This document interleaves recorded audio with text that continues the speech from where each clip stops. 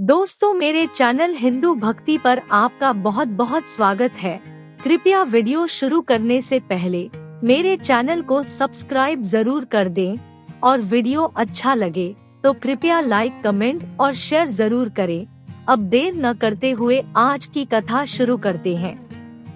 दोस्तों, हम लोगों के अंदर ये सवाल अक्सर उठता रहता है कि जो दुष्ट पापी लोग होते हैं वो हमेशा खुश क्यों रहते हैं और जो अच्छे लोग हैं वो हमेशा दुखी क्यों रहते हैं। आज की कहानी इसी बारे में है।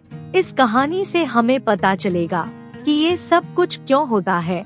एक शहर में एक विधवा औरत रहती थी। उसकी 3 छोटी छोटी बच्चियां थी। उस औरत के पति का जवानी में ही देहांत हो गया था, इसलिए अब तीनों बच्चियों के पालन पोषण करने की जिम्मेवारी उसके ऊपर आ गई। अब तीनों बच्चों को लेकर वो विधवा औरत कहाँ जाए, कुछ काम धाम भी नहीं कर सकती थी। ऊपर से समाज की उल्टी सीधी बातें उसे कुछ करने नहीं देती थी। बेचारी लाचार महिला का कोई सहारा भी नहीं था। वो जैसे तैसे करके अपनी बच्चियों को पाल रही थी। बच्चियों की परेशानी की वजह से वो बीमार पड़ गई। अब उसे ये चिंता सताने लगी कि मेरे बाद बच्चों का क्या होगा, कौन इनको पाल पोस कर बड़ा करेगा। यही बातें सोच सोच कर उसकी तबीयत ज्यादा खराब हो गई और उसका अंतिम समय नजदीक आ गया। धर्मराज का एक दूत उस विधवा स्त्री के प्राण लेने धरती पर आया, लेकिन वहाँ का नजारा देखकर वो असमंजस में पड़ गया। उसने देखा औरत जमीन पर पड़ी हुई है और उसकी तीनों बच्चियां उसके ऊपर सर रख कर लेटी है। ये दृश्य देखकर उसको दया आ गई। उसने सोचा, इन बच्चियों का पिता पहले ही मर चुका है। अगर मैं इस स्त्री के प्राण लेकर चला गया तो फिर ये किसके सहारे रहेगी, कौन इनका पालन पोषण करेगा। ये सोचकर देवदूत स्त्री के प्राण लिए बिना ही वापस लौट गया। जब धर्मराज ने उसको देखा तो पूछा, तुम उस स्त्री के प्राण लेने गए थे, फिर खाली हाथ कैसे वापस आ गए। देवदूत ने कहा, स्वामी, मेरी गलती को माफ करना। मैं चाह कर भी उस स्त्री के प्राण नहीं ला पाया। अगर मेरी जगह आप होते तो शायद आप भी खाली हाथ वापस आते। मैं उस महिला और उसकी बच्चियों का दुख देख नहीं पाया। वो अपनी माँ से लिपटकर बुरी तरह से रो रही थी और उसके बाद उनकी कोई देखभाल करने वाला भी कोई नहीं था। अगर मैं औरत के प्राण ले आता तो उन बच्चियों को कौन सहारा देता। धरती लोक के मनुष्य तो वैसे ही इतने स्वार्थी हैं कि बिना मतलब के वो किसी से कोई बात भी नहीं करते, और अगर कोई मदद कर भी देता है तो बदले में कोई उम्मीद करता है या फिर उसे अपने एहसान के नीचे जीवन भर दबाकर रखना चाहता है। देवदूत ने कहा, मेरी आपसे प्रार्थना है कि उस महिला को थोड़ा समय और दे दिया जाए ताकि वो अपनी बच्चियों को पाल पोस कर बड़ा कर सकें।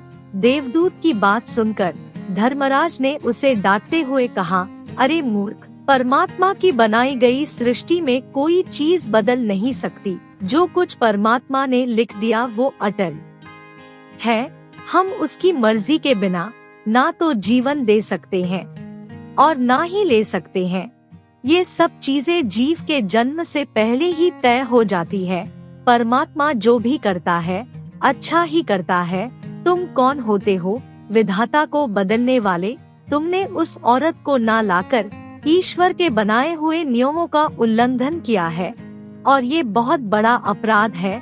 तुम्हें इसकी सजा मिलेगी, और वो सजा ये है, जिस पृथ्वी के मनुष्य के मोह में तुमने ये गुनाह किया है, तुम्हें उसी पृथ्वी पर मनुष्य बनकर अपनी सजा भोगनी होगी। देवदूत ने कहा, हे स्वामी, मेरी सजा कब पूरी होगी और कब मैं वापस यहाँ लौट पाऊंगा, और ये सब कुछ कैसे होगा।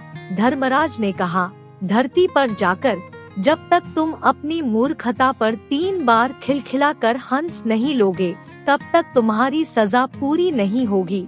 जैसे ही तुम 3 बार खिलखिलाकर हंस लोगे उसी समय तुम्हारा उद्धार हो जाएगा और तुम वापस यहाँ मेरे पास लौट आओगे। ये कहकर धर्मराज ने उसे धरती पर धकेल दिया। वो धरती लोक पर मनुष्य शरीर में पहुँच चुका था। उसके शरीर के ऊपर कोई वस्त्र नहीं थे और वो बेहोशी की हालत में सड़क के ऊपर पड़ा हुआ था। उसकी ये हालत इसलिए हुई थी क्योंकि उसने मनुष्य जन्म लिया था, और जब भी कोई मनुष्य जन्म लेता है वो निवस्त्र होता है। वो सड़क के एक किनारे पड़ा हुआ ठंड से कांप रहा था। वहीं से एक मोची गुजर रहा था। मोची अपने बच्चों के लिए सर्दियों के कपड़े लेने के लिए शहर जा रहा था। जब उसने ठंड से ठिठुरते हुए देवदूत को देखा तो उसे दया आ गई। उसने अपने बच्चों के कपड़े लाने के लिए जो पैसे रखे थे उसी पैसों से वो देवदूत के लिए कपड़े और कंबल खरीद ले आया और लाकर देवदूत को दे दिए। देवदूत ने कपड़े लेकर कहा, आपने मेरे ऊपर बहुत बड़ा एहसान किया है, लेकिन यहाँ पर मेरा कोई ना तो घर है और ना ही परिवार है और ना ही कोई जीविका का साधन है। मोची ने कहा, तुम मेरे साथ घर चलो, मैं तुम्हारा सारा खर्चा उठा लूंगा। मोची देवदूत को लेकर घर पहुंचा। उधर मोची की पत्नी ने देखा कि उसका पति बच्चों के कपड़े लेने गया था। कपड़े तो लाया नहीं, उल्टा साथ में एक आदमी को घर ले आया है। वो मोची से झगड़ने लगी और उसे भला बुरा कहने लगी। ये देखकर देवदूत बहुत जोर जोर से हंस पड़ा। मोची ने पूछा, अरे भाई तुम हंसते क्यों हो, ऐसा क्या देख लिया तुमने? तब देवदूत ने कहा, मेरी इस हंसी का रहस्य मैं आपको अभी नहीं बता सकता, समय आएगा तो मैं स्वयं आपको बता दूंगा। देवदूत मोची के घर में रहना लगा और कुछ ही दिनों में उसने मोची का सारा काम सीख लिया। देवदूत के द्वारा बनाए गए जूते और चप्पल खूब बिकते थे। कुछ ही दिनों में मोची धनवान बन गया। दूर दूर तक उसके बनाए जूते प्रसिद्ध हो गए थे। यहाँ तक कि राजा महाराजा भी उससे जूते बनवाने लगे थे।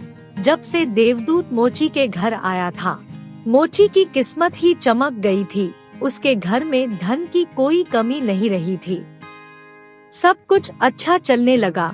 एक दिन राजा का एक सैनिक चमड़ा लेकर उस मोची के पास आया और बोला, हमारे महाराजा का ये हुक्म है कि उनके लिए इसी चमड़े से जूता बनाया जाए, लेकिन ध्यान रहे ये चमड़ा बहुत ही कीमती है। तुम अच्छी तरह से इसके एक जोड़ी जूते बना दो। चमड़ा खराब नहीं होना चाहिए और ये ध्यान रहे जूते इसी चमड़े के ही बनने चाहिए और गलती से इसकी चप्पल मत बना देना। राजा का सैनिक चमड़ा देकर चला गया। इधर मोची ने भी देवदूत का समझाया कि देखो ये राजा का काम है, इसमें कोई गलती नहीं होनी चाहिए और ये चमड़ा भी बहुत कम है, इसलिए ये भी ध्यान रखना कि चमड़ा खराब ना हो। सैनिक हमें जूते बोल कर गया है, इसलिए जूते ही बनाना। अगर गलती से भी चप्पल बना दी तो राजा हमें फांसी की सजा दे देगा। मोची के इतना समझाने के बाद भी देवदूत ने चमड़े की चप्पल ही बनाई। जब मोची ने चप्पल देखी तो उसके पसीने छूट गए। वो घबरा गया कि राजा अब सजा देगा। वो गुस्से में मोची को डांटने लगा और यहाँ तक कि एक डंडा उठाकर उसे मारने के लिए दौड़ा और देवदूत को कहने लगा, अरे मूर्ख, तुझे कितना समझाया था जूते बनाना, लेकिन तूने चप्पल बना दी। अब राजा हमें नहीं छोड़ेगा, तू भी मरेगा और साथ में मैं भी मारा जाऊंगा। मोची को इस हालत में देखकर देवदूत खिलखिलाकर हंसने लगा। मोची ने जब उसको हंसते देखा तो कहा, अरे मूर्ख, एक तो काम बिगाड़ दिया, ऊपर से हंस रहा है। अभी उनकी बातें चल ही रही थी कि राजा का सैनिक दौड़ता हुआ आ गया और आकर बोला, कल जो मैं चमड़ा दे गया था उसके जूते मत बनाना, चप्पल बना देना, क्योंकि राजा की मृत्यु हो गई है और यहाँ की प्रथा है कि मरने वाले व्यक्ति को चमड़े की चप्पल पहनाकर अर्थी पर लिटाया जाता है। जैसे ही मोची ने उसकी बात सुनी, उसकी जान में जान आ गई। उसके हाथ से डंडा छूटकर नीचे गिर गया और उसने देवदूत के पैर पकड़ लिए और उससे माफी मांगने लगा। अगले दिन एक बुढ़िया के साथ 3 लड़कियां मोची की दुकान पर आई। उनकी शादी होने वाली थी और वो तीनों अपने लिए जूतों का नाप देने आई थी। देवदूत ने तीनों लड़कियों को पहचान लिया कि ये 3 वही लड़कियां हैं जिनकी माँ को ना ले जाने के कारण आज मैं अपने किए की सजा भोग रहा हूँ। और ये लड़कियाँ काफी बड़ी हो गई हैं। इनके रहन सहन से ऐसा लग रहा है जैसे ये बहुत बड़े घर की लड़कियाँ हो।